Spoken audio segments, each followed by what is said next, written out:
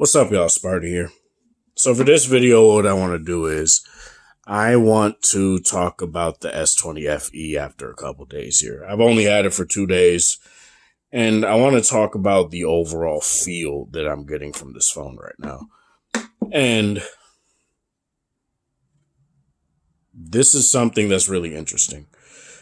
Coming from a Note user, a previous Note user, I really like this phone a lot. Is the camera the best? Nah. It's not. It's not the best out there. It's good. It's a quality camera, but it's not. If they put the 64 megapixel sensor on here, I would be ooh. I don't know why they didn't. Probably so that people that bought the Note 20 didn't feel like they got left in the dust. So yeah. The S20 FE to me, it goes off of what I typically it goes against what I typically feel about Galaxy S phones. Every single Galaxy S phone that I've had since, say, the S6, yeah, the S6 was laggy, it stuttered, it didn't feel that great, but when I would get the Note of that year, it would be smooth, it would run fast, it would be fluid. I had no problems with anything, right? This is probably the first time in a while with the S series phone where I felt like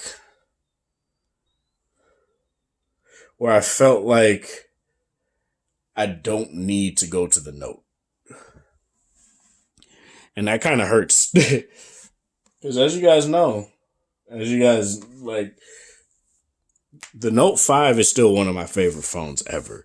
The Note 8 also is very close to that. The Note 10, while I still feel how I feel about it, it's not nearly as bad as the Note 20. The base Note 10 versus the base Note 20, it's laughable the amount of gimping they did to that phone. And it sucks because that phone has a 60, that phone probably is good in terms of camera. It's probably good in terms of a lot of stuff, but a lot of people looked at it and said, oh, but it doesn't have this, and this. And then this phone came out and had those things. And let's talk about the few things that this phone has.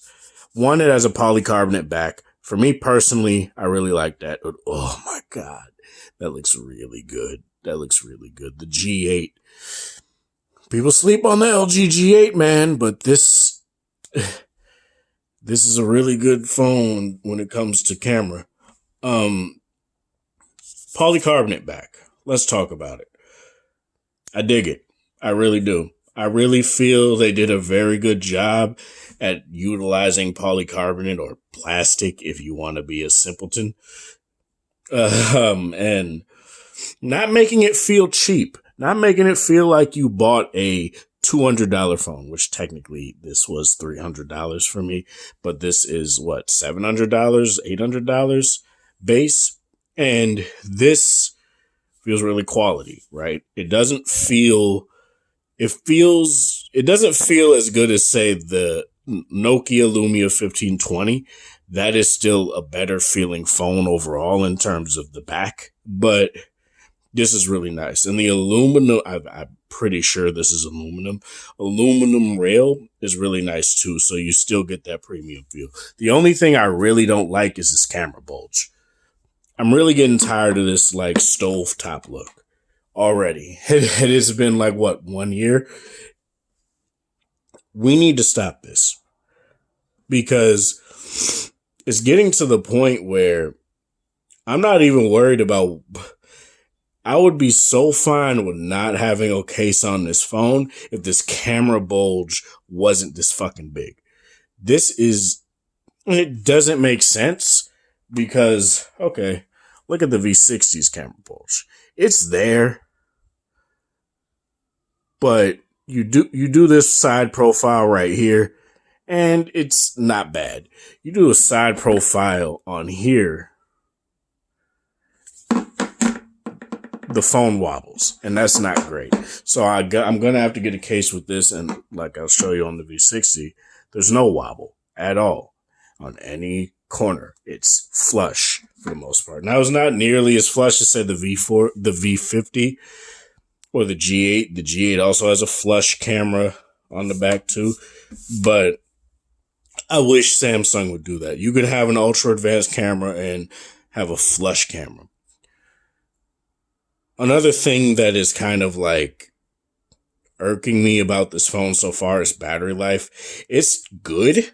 It's totally like, it's good in terms of like what I use it for. So my typical day to day when I'm at work, I stream 8 hours of podcast basically, right? And the problem is my V60, by the time I get done with work, will be on like the mid 80s to high 70s. By the time I get off work with this phone, it's already getting to 70 and dropping to the 60s. And I don't know if I can really trust this phone in terms of like longevity yet. Obviously, I have to test that over this week here. But overall, I hope it gets better. A 4,500 milliamp hour battery with 120 hertz display obviously is going to eat into that battery life. But another thing that I wish Samsung did, I wish they added a 90 hertz option. So you can get better, so you get the best of both worlds, right? You can still get that high refresh rate and get a little bit better battery life. That would be nice. But whatever, they didn't do it, so fine. I'm not going to talk about shit like headphone jack and stuff like that. Obviously, I would like that on the phone, but it's just not here, and it's not coming back most likely, so I'm not going to talk about it. The mics on this phone are really good, too. That video that I took with the phone, that night video, I listened back to it. I was like, this phone has really good mics. And it renders video pretty fast, pretty darn fast, too. This is going to beat the iPhone 11 Pro Max in terms of rendering video as well. The V60 already does. And I did a little bit of preliminary testing when I did it initially. The V60 did beat it, but they're kind of like, you do a couple more tests and they kind of get washed in terms of like which one does better. So this phone is really good at that too. Let's talk about that display. And it's indeed a very nice one, right? I do think this is a nice quality display. And even though it's 1080p, I don't really care anymore because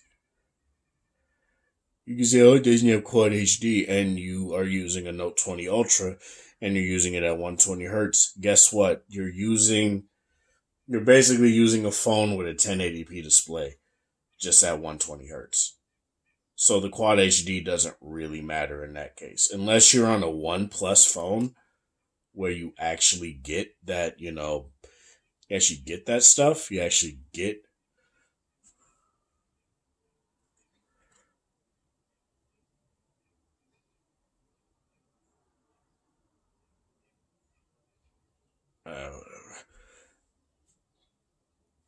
I forgot what I was saying. I'm sorry.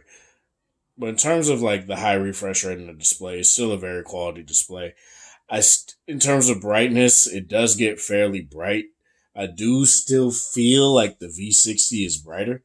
I like, it's very hard to tell, but through what I've been seeing, I do think it does. And the V60 is a very bright display and a very quality display as well. 120 hertz, while it's very nice, it doesn't really make me say that I want to leave my V60 as my main phone and go to here, because there's so much value proposition to what the V60 offers in terms of battery life, in terms of, say, its cameras, in terms of a lot of that stuff, that I don't really feel leaving that, and obviously the headphone jack. I don't really feel that leaving the V60 will do any good for me personally. This is going to be a really good companion phone, right? a very good addendum to what I felt I would have probably gotten with the Note 20 Ultra, though I'm just getting it in the S series phone. Um, I haven't really taken calls on it, so I can't talk about that. The haptics on the phone are pretty darn good. Like, they don't feel that quality in terms of they don't feel as quality as say a higher end Samsung phone, but they're good nonetheless. What else? I forgot what I was going to talk about. Crap. Um, Bluetooth connections are totally fine. They're totally good. No real issues with that. Like I said, the cameras are good day and night. They're pretty solid.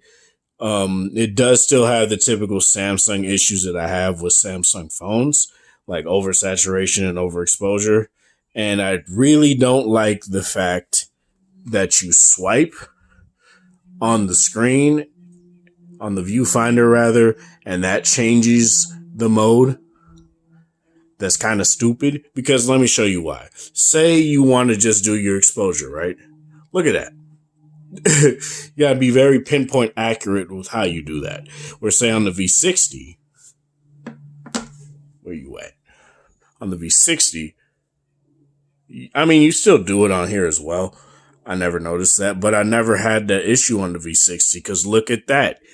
It's right here. And it's easier to get to. That is what you should do, Samsung. Now, let me see something before I just like bash it for no reason. Let me, no, because look at that. That shows you the viewfinder right there, right? And then say you want to go to 30x zoom. This is really nice as well. This, where you get to pinpoint what exactly you want. That looks really nice.